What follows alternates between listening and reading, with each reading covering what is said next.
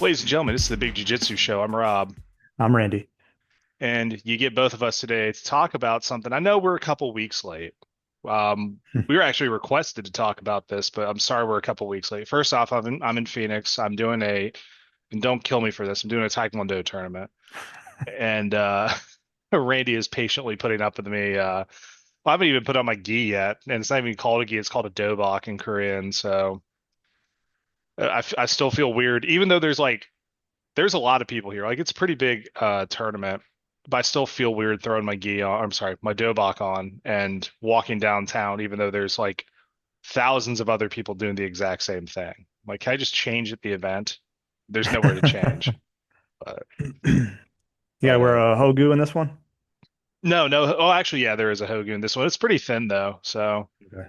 I'm not I'm not a fan of. What's funny is I actually had a more padded Hogu in basic training when we did pugil sticks than like in this organization. So kiss your ribs goodbye, I guess. It's okay. I don't mind. I don't mind. It's fine. But so yeah, the topic we were going to talk about. So I think it kind of, you know, expands into a broader subject because I know the big thing a couple people want us to talk about was the Derek Moneyberg situation where at least I'm sure I got that dork's name right. Like, dude, I can say that. I don't care how much money he's got. His jiu-jitsu sucks. That's really it. Let me just double check here. I got that guy's name right. Yeah, that's him. Okay. And how 3.5 years private lessons got him a black belt allegedly, and how maybe we are starting to see some pay to play Brazilian jiu-jitsu promotions here. And the thing is we've seen it before though, but this is I don't know why this one got so much traction. Is it just because the guy is That's like money, right? And yeah, the people he knows and the people he's gotten to train with and had photo ops with. That's probably what drew more attention to it. yeah, I think so. And that's it's just kind of a wild thing to me. And I mean like, you paying to play is like one thing. Like affording private lessons is great and all, and it does help, don't get me wrong, but I don't know. 3.5 years without any proof is kind of weird to me. It definitely caught my attention too. I'm not a big fan of like the whole Gracie online thing and promotions online because I think one of the big reasons, excuse me, one of the big reasons why jujitsu is so effective when trained properly is because we actually get to apply our skills against somebody else who's trying to apply their skills against us, working against live resistance all the time, and I think that's what keeps it real. And the online stuff, you're not really getting the role, you're not getting that experience. So to me, that kind of waters it down. And so I don't know anything about Moneyberg and how specifically he trained, how many times a day he trained for how long, and all these other things. But 3 years seems pretty fast when you compare the rarefied area that he's living in. I mean, BJ Penn is on the short list of people who got their black belts very quickly. Um, who else? Travis Kit, Stevens, Kit Dale, right? yeah, Kit Kid Dale got his. Dale. I mean, that's pretty rarefied area you're in there, but I don't think he's claiming to be a high level competitor at the same time. So I don't. It's just a weird dynamic for sure. And I know that that's been something that a lot of people in the jiu-jitsu community have been afraid of. You and I talked a little bit about judo before the podcast started recording, and how the rule set has kind of washed out a lot of the ground fighting, and that has caught a lot of negative attention in regards to judo kind of going the McDojo direction in some regards. Still a very fantastic martial art. I'm not shitting on it, but just the Yeah, concern of that degradation of martial arts into the McDojo territory, and we see that with a lot of systems. yeah. The irony is not lost on me that I'm talking about this as I'm about to put on one of the worst offenders uniforms and go compete with Taekwondo because very much I think that's kind of where a lot of the viewpoints of as long as the check clears, you get your black belt type situation. And then, I think maybe as I have gotten a little more like chill about it, you can see there is a lot of legitimacy in every art. The problem is people like this is not a art dependent type situation like you're talking, not that you're talking about, but like a lot of other people, especially some of our more more enthusiastic junior belts like to point out is like jujitsu will kill anybody. And like, sir, you've done jujitsu for 5 months. Please calm down. Like you might hold somebody in mount. But no, it is kind of a an issue where you start doing stuff to make it more popular, more mainstream, but it also waters down what the art is as well. Because I mean, like I've had to point out to my students as well, like jujitsu, like started doing jujitsu to fight people, not to roll around. Well, I mean roll around, but like go to my butt, go to tournaments, stuff like that. Like it was, they created it because they wanted to be able to fight more efficiently. Smaller person can take on a bigger person, things of that. I think that's in essence the core of all of these martial arts. I mean, what was judo created for? Well, a person needs to be able to take down somebody else, no matter their size, and do it efficiently. Like karate, how am I going to hit somebody and debilitate them in such a way that it's going to end the fight no matter what the size difference is? Like it's supposed to be the ultimate. It's like the old saying of like God created all men equal, but Smith and Wesson made them, or God created all men and Smith and Wesson made them equal, or something like that. It's an extra tool in your tool belt to make sure that you have the ability to keep yourself safe and things of that nature. But I think some people are trying to find shortcuts to it. And there's always been, and it's not like a recent thing. It's human nature, I think, in some ways to find like, well, do I really have to train super hard for 10 years to get my black belt in Brazilian Jiu-Jitsu, or is there a better way for me to get that? Because Nah, I agree, and I think I'm not the one. I'm not important enough, nor do I think anybody cares, especially not Moneyberg, whether I view him as a legitimate black belt or not. So I don't yeah, really. But to me, and we'll talk about that, how jiu-jitsu politics suck. Um, yes, it's not my journey, it's his. It took me over 12 years to earn my black belt in jiu-jitsu. That's me. Other people have earned it in less, other people have earned it in more, and there's still people of lesser ranks that would completely smash me on the mats in competition. So we talked about that before. We don't have to go down that rabbit hole of the black belt's not a superpower either. What I think sucks the worst about all this is the negative um, expectations maybe that this puts in some people's minds about the jiu-jitsu journey, that they can actually earn it in that short amount of time. And also I feel like, I don't know him personally, but I feel like he's also kind of been cheated out of some of the other benefits on the outside, you know, of jiu-jitsu. Like maybe even if we give him the benefit of the doubt and say, okay, he trained 4 times a day for 3 years with the best pros in the world, and he is like super skilled in this prodigy in jiu-jitsu. We'll give him benefit of the doubt on that, which I don't think that's the case. But if even if that's the case, he's missing out on a lot of the other benefits of jiu-jitsu. The fact that you had to stick to something for that long that sucked that bad, and develop some of the better quality development aspects of jiu-jitsu, and just kind of like the mat maturity, if that makes sense, hmm that you attain over time, and some of the awareness. To me, there's just a lot of things that he there's no way he was able to get in 3 years, that you can't buy back with a check. So that's my big thing on it. More so than that, like I don't care. If he showed up at TFTC tomorrow, I would show him his due respect as a black belt, because he's wearing it and somebody gave it to him and said he deserved it. But the mats don't lie either. So yeah. I mean, that's kind of like I've said this before. I feel like every time I step on the mats, I have to kind of justify my rank in a way. Not like I'm going out looking to fuck people up, but like if people are like, yeah, Rob's a black belt, he knows what he's talking about, whatever. Um, in that sense, like I feel like I have to earn my rank every day that I go out there and I train and I do something.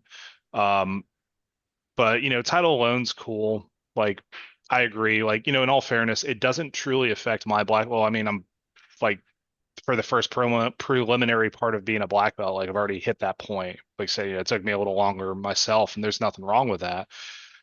I think like what you said, that it gives a wrong impression as to what is achievable for certain people. And there absolutely are people out there still who are going to hit black belt in a short amount of time. And because they're monsters and they train every day. Like my coach Josh got his in like 6 years, but that man trained and competed damn near every like week well, I'm sorry. Well, he did train every week, but he competed like all the time as well, just to make sure that his training methods were working. But um I think like what you said, the part you're going to miss out on, and I think that's more of a key component to any martial art, is the skills you get outside of just grappling. Like, it's not, I guess, overtly talked about in Brazilian Jiu-Jitsu as far as like, you can call them whatever you want, like black belt skills, martial arts lessons, life skills, whatever you want to call them. Like, it's not overtly talked about, but you somehow get them in like a roundabout way without your instructor grabbing you by the face saying like, this month we're going to learn about discipline. That Hmm. means you actually come and train, or like, how it works on your outside life. Like, do I want to go hang out and party with the boys tonight? 'Cause even though I have class tomorrow morning. So then, tomorrow morning I come to class and I suck because you know, what's more important at that point? Is it like hanging out with the boys, or is it, training because you have a tournament coming up, or, confidence, like, being able to handle yourself, and respect. Like, it's stuff that just does creep over into your life. And I know a lot of people, talk about it, but it is truly something that does change you. And like losing out on that, I think is kind of one of the like biggest crimes you can commit in martial arts, because like you said, it is something that's intangible that you cannot buy. You can't buy it, you can't experience it, you can't force it. It just comes with actually being there and doing it. And in that respect, I do feel bad for the guy that he may not get that, but who Well, knows? he will eventually, but he's gonna get it with the belt already around his waist. And I think it's funny to say it because I guess it's just one of those dichotomies. But to me, there's an overvalue, there's an overvalue of belt rank in jiu-jitsu, and there's an undervalue in belt rank at the same time. They Yeah. they they coexist on the same wavelength because it shouldn't be all about the belt like this. Like it shouldn't be, Yeah. I want to hurry and get there in 3 years, and if it means I pay for my belt, if he did, um, then that's wrong. But then there's undervaluing the belt, or people that say that the belts don't matter at all, and I don't think that's true either because there's different types of motivation for different folks.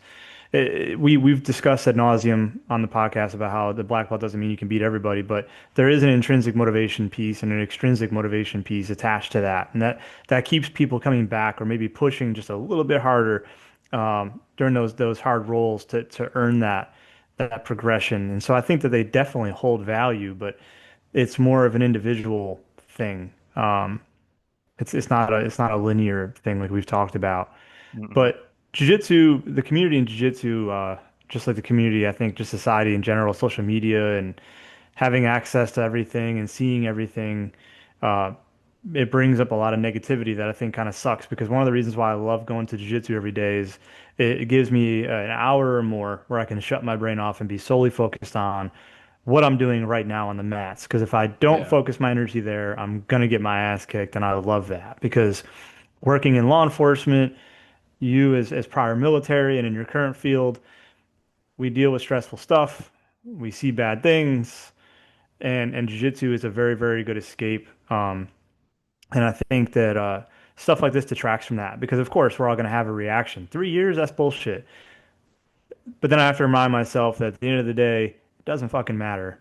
It doesn't affect me. You already said it. It doesn't affect your black belt. It doesn't affect your training. It doesn't affect your life. So why am I going to give it too much attention? And I think talking about it is one thing. We're addressing it. It's in the community. This is a jiu-jitsu podcast. We're going to address issues in the community. But I would say to the people that are like just croning over this crap, who gives a shit at the end of the day? He is not, like you said in the beginning, he is not the first or the last that is going to get their black belt and people debate whether they deserved it or not. There are people out there. Who's that dude with the lug wrench technique Oh, that Paredes. yeah, that Billy Dowie called out and offered him like a thousand Yeah. dollars. Yeah. I mean, that guy, like that guy's way worse than Moneyberg. At least Moneyberg's actually doing Brazilian Jiu-Jitsu. You know what I Yeah. mean? Who knows what the fuck that other guy was doing? So there's gonna be stuff like that, but I don't care. I laugh at it. I go back, I roll, and I do my thing. Yeah. Because so I think that's kind of, I think it's a good way to address it in the sense that we talk about it like what you should really care about. Obviously, if you're listening to this, you like Brazilian Jiu-Jitsu, and I'm sure you already have an opinion on it. Hmm. So, yeah, what does it truly affect what you're doing? And I mean, I think because everybody does work so hard, and I'm not going to take away from anybody who like, on the mat, you can suck, like, and I'll be nice and I'll tell you like you can improve on stuff, but like, I do have kind of like measuring sticks of where each belt should be. But, I'm not going to take away from you getting in there and trying as hard as you can some days. Like, I joke, like when I was a white belt, I was awful, like absolutely awful. I felt bad for Coach Brian. I would just like, he would tell me to do a move and I would just like give him the private pile full metal jacket, like 1,000 yard stare of like, can you show me again? Like even after we'd broken up with the partners, he's like he was super nice about it, but I could tell probably at some point he was like, this guy's a fucking idiot, I swear to God.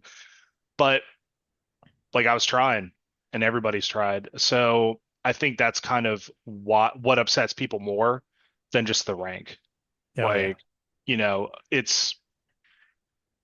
it's insulting, yes, but also like they had the same thing when was it Higa Machado promoted Ashton Kutcher to brown belt.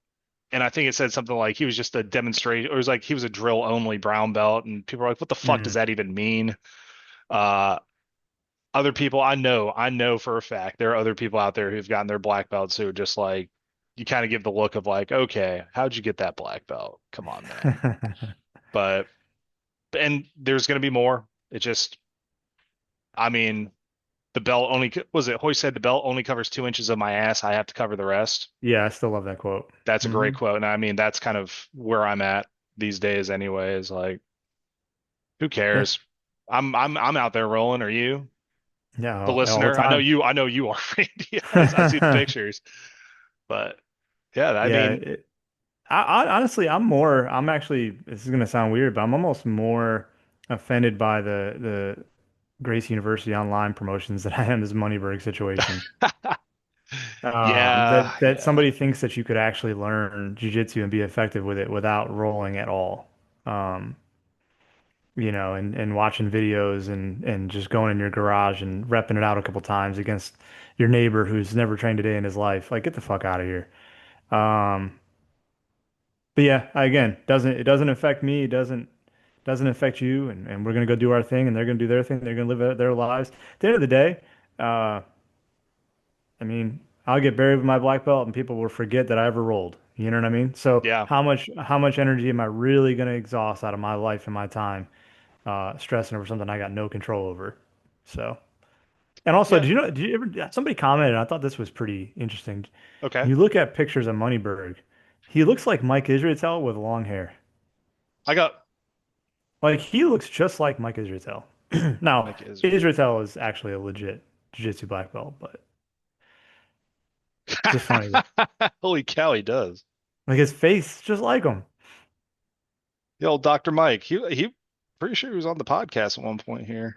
You had Israetel on here. I think so. Yeah, I got to double check. That's cool, man. Yeah. I mean, like it's been 10 years of podcast, guys. I'm sorry I don't have the catalog memorized right now. But yeah, no, it's so let's lean into something else. So, his belt doesn't affect anybody's like training whatsoever, unless they go and train with them, whatever, that's your choice. Okay. But what can we do to affect other people's belts as black belts, as instructors, as leaders? Like, what can we do to help? Since, we're talking about Brazilian Jiu-Jitsu politics and how bad politics suck no matter where you Yep. are. You got to Yep. play the game like sometimes, like up to a point until like for me, I'll play the game until it becomes something that I am morally against. It's illegal, like, that, well, I mean, more a little bit of crime never hurt anybody. I say this to my friend as who's a cop on the podcast. Just kidding. Well, the secret ingredients crime. No, so what can we do as leaders, as black belts, as ambassadors, that's a good word, of Brazilian Jiu-Jitsu to help people and avoid these types of situations with, people maybe getting a little too into their journey and comparing themselves to others or ensuring people are treated fairly? Like what are some good methods? Like I know you like out even outside of jiu-jitsu with your instruction with like law enforcement. Like what are some good, I guess, best practices to kind of keep it all, honest in a way? I mean, you know me, I lean pretty heavily into stoicism Hmm. as kind of like an operating system. Um, it's not like a religion, it's a philosophy, but it's pretty powerful in its kind of its approach. And I already kind of said part of it, which is like it doesn't affect me, so I'm just gonna keep moving forward. You can only control what you can control, and so I think you're gonna have that immediate response when you see it. Like when I first saw the thing on Moneyberg, I'm like, "What? Get out of here!" You're gonna have that initial reaction, and that's fine. That's human nature. And then you have to almost like detach, pull back into yourself and realize like, okay, I don't have any control over this. So I'm not gonna waste any time worried about it. And the faster you can do that, the better off you are. It's just like jujitsu, right? You learn when you're rolling, you learn to identify or pick up on these indicators that the submission is available or that the sweep is available. And the faster you pick up on that, the more effective you're going to be, and the further ahead of your opponent you're going to be. So it's the same thing applied. It's just philosophically, and it's I tell the class often at the end of class we'll do like a little thing. You've been at TFTC before. Yeah. Adam's the owner now, so if he's the head coach or if Brad is teaching that class, he'll look down the line of black belts and be like, "You guys have anything you want to say for the good of the class?" And sometimes we have wisdom, sometimes we don't. More often than not, I tried to get something in there about focusing on your own journey and being honest with yourself about where you're at. The other day, for example, sometimes you could be a little hard love. The other day, we were doing some King of the Hill like positional sparring type stuff. Adam was running the class, and um, there's only supposed to be two people on the wall and rotating in and out. So anytime there was Yeah. a defeat, one person rotated the wall, one person go to the, and we're just going around and around and around. Well, I look down. At one point, I look up. I finished one of the rounds. I look over at the wall, and there's like 6 or 7 people holding up the wall. And I'm like, go, get out there. What are you doing? Like, jiu-jitsu's not supposed to be easy. Get your ass out there and get some work in. And Yeah. like two people got up and like scurried out there. The other ones are still sitting there looking at me. And they're like, I'm tired. I'm like, yeah, you're supposed to be tired. And if you can apply your skill tired, then you know you really got it, right? So Yeah. get out there. Like at this pace, and then a couple of the guys were like higher belts. So I kind of feel like a dick, but I was like, you ain't never gonna get your black belt if you're just holding up the wall. Like that's just not gonna happen. Like you need to get out there and put yourself in bad positions because the mats don't lie, and that's where you're going to learn where your voids are, where your weaknesses are. Um, so I don't know if that directly answers your question, but that's just kind of how I do it from the instructor standpoint. I do it with law enforcement the same way. It's just kind of like, hey, Jocko said it. Discipline is rooted in the truth we tell ourselves. Yep. Yeah. I You mean, know what I mean? no, I do. And I was going to say, like, that does actually answer the question because that is to me, like, you set the same standard for low ranks to higher ranks or whatever. Um, I think that's kind of important too. Like, and especially like you said, sometimes you need that little bit of tough love. Like, Hmm. first off, when you said you guys are doing King of the Hill, insanely jealous. That is like by far my favorite, like, because we used to do that for like 30, 45 minutes when I was in Arizona. They're like, okay, they just pick like three or four like the high ranks, and we get down, and they're like, okay, you pass their guard, you win. They sweep or submit Yep. you, they win. I'm like, hell yeah, this is my favorite. Like, this is my favorite. I love it. So Yep. the fact that like people are kind of holding up the wall, I'm like, come on, dude, this is fun. Go do that. Go have fun. Hell yeah, man. Yeah. Um, but it's still like, even when you're tired, like this isn't a working out's not convenience. It's like, if you stopped when you were tired, like, I'd stop rowing after about 250 meters, but like, yep, good enough for me, buddy. Like that's a good solid 3 minutes of work or whatever the hell it is. But you know, it's um it's something to be said about like maintaining those standards across the board. And I think that kind of also the favoritism thing, because that is like my biggest fear, not because I'm going to do it, but because the perception of favoritism, I feel like kills some gyms as well, Oh yeah. or at least the gym culture. The gym may survive, but the culture, I think the biggest disservice that we can do as well is not be a welcoming environment to people for training. So, like it sucks being a white belt. Like you win nothing. You get submitted all the time by other white belts. You're doing, like floor drills. You're like, I don't know how to shrimp, and you look like a cat with like tape on its paws, like just like limbs flailing in the air. But it's I think that's kind of where it should start. And when you have like, you show up and there's a click or not, there clicks can be fine as long as they're like a good type of like, hey, yeah, come in. What's nice to meet you. Not like the Mean Girl Squad or the Mean Girls Club or whatever the hell it is, where they just, you just shut everybody out that isn't cool or hasn't proven themselves or whatever. But I mean, for me, I think another good little thing to do is I honestly try to remember everybody's name because like that alone is kind of a big deal. If you're gonna take the time to come into class and you know uh, train with us, I'm at least gonna try to remember your name. It's hard sometimes. It's very hard sometimes, but I'm you know, admittedly terrible, terrible at remembering names. Um, but I do try to go up and greet every single person when I get in there. yeah, You know, uh, we do a thing we all fist bump, we go on the line, fist bump at the end of class. Everybody yeah, interacts with everybody, and I've been at a gym, and I won't drop any names because it's a gym I respect and all that. But I've been to a gym very early in my jiu-jitsu journey that was very cliquey and had favorites. The instructor clearly had favorites. yeah, And I was not one of those favorites. And it never is more readily apparent than when you're not one of yeah, the favorites. And it does. You're right. It has a tremendous impact on your desire to go train. So I agree with you. Like I try to go out of my way to treat everybody like family at the gym, and brand new people like first day, hey, what's up, bro? Good to see you, man. Glad you're here.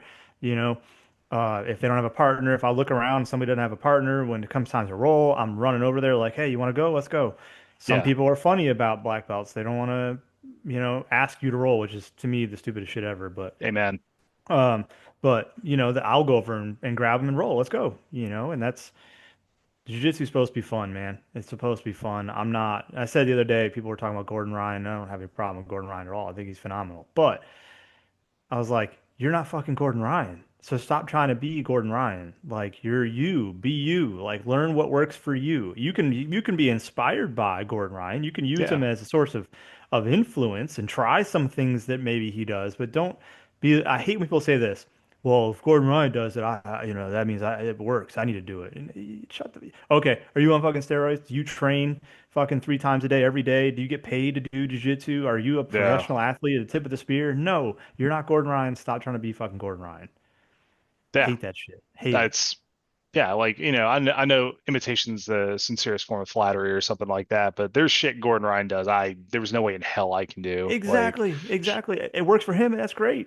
yeah, Hey. and there's shit I do that works for me that Yep. people are like, I don't think that should work. Well, it works for me, so I'm No, gonna keep same doing here. it until Same somebody here. goes, let me show you why that doesn't work, and they smash me with what I'm trying to do. Yeah, exactly right. But no, I think like it's a pretty good take on. Dude, why don't we just like we should just start our own federation at this point of like running schools. I mean, we're obviously geniuses at this stuff, so it's we have all the answers. No, but I do enjoy these episodes too where we talk about stuff like this because I think, and this is totally me patting myself on my back or me patting you on the back too. It's like I don't hear a lot of podcasts that do kind of talk about this type of stuff coming from black belts. Like it's like I'd like for people to kind of have a little more like there be a little more transparency. Like, going back to gym politics again, like I'll tell you this. I'm a black belt in Brazilian Jiu-Jitsu. I'm not a black belt in personal finance, relationships, politics. Like Yeah. I come be careful of going to instructors for like a whole bunch of advice, not in the sense that they can't give it to you, but if they have expert opinions on everything, like I'd be a little and it's That's a red flag. unsolicited. Yeah. Yeah, Yeah. I'd Yeah. be more weary of that. So And if like, you're an instructor on the flip side, be humble enough to tell somebody, hey man, I don't know much about that topic, but so and so does. Go ask them, yeah, or Because just because you got a black belt and you call yourself professor, which I don't fucking call myself that either, doesn't mean that you're the leader of some all-knowing cult and everybody should come to you for their answers. That no, Yeah. Yeah, nah, you're not a professor. You didn't go to college for however many years and earn a PhD. Or but no, coach is fine, Randy's fine, douchebag is fine, whatever. I mean, I'd be a little, I wouldn't be mad. I'd be more sad if one of my students called me douchebag. I'm like, oh man, I what think did I I'd do? laugh. What did I do? I Sorry, did I think I'd, fail you somehow? yeah, No, no, that is kind of funny. Now, do you think about that? It's like, and that goes back also to the life skills, humility. That's like if you have any doubts, and this is kind of like where my measuring stick is for like what the life skills should be, the Bushido code, like, what the samurai believe in, it was like the seven tenets of Bushido or something along those lines, and hmm like humility, selfless service, courage, things like yep, that. Like that's follow that, and you're kind of, and you don't have to recreate the last samurai or anything like that, but think about how it affects people when you do stuff, or like what would be the best way to handle a situation. And if you don't know the answer, like you said, point them in the direction of somebody who does. There's nothing wrong with that. Like it's better to have somebody find somebody not have the answer right then than to give them wrong advice and then it just goes all fucked up for them. yep. So, but yeah, there we go. We have basically solved the BJJ politics problem in one episode. As usual, we handle these things pretty quickly, and that's really it. Yeah. Oh man. So before we head out, do you have anything you'd like to, so just like class, do you have anything you'd like to pass on to our friends and listeners? No, I feel like we've already kind of addressed all that. Yeah, this is basically the longest post-class speech you guys have ever gotten, so I apologize for that. But you chose to listen to this, so that's on you. But yeah, we'll be back in a couple weeks, another episode. I will we need to talk about that because I'll once again I'll be in town actually. I'll be in town in a couple weeks. Thank God. Like travel has been kicking my ass. I don't know if everybody's noticed, but my mic quality the last couple episodes hasn't been super great. But it's also because I've been recording in hotel rooms. So, hey, you gotta do the art. You gotta keep the podcast going. Gotta Consistency is keep it key. going. Discipline is what gets us there. It's your Um, travel gi, man. It's your travel gi. yeah, yeah. So I'm still like looking up because this is like an old headset I use for gaming. I was like, okay, like the mic isn't too bad, but now I've really got to look into like, okay, I upgraded the computer already so that we got way better content creation while I'm on the road. But now I just got to upgrade the mic and we're good to go. Nice. Word. So, all right, ladies and gentlemen, it's been another episode of the Big Jiu Jitsu Show. I'm Rob. I'm Randy. We'll catch you guys next time.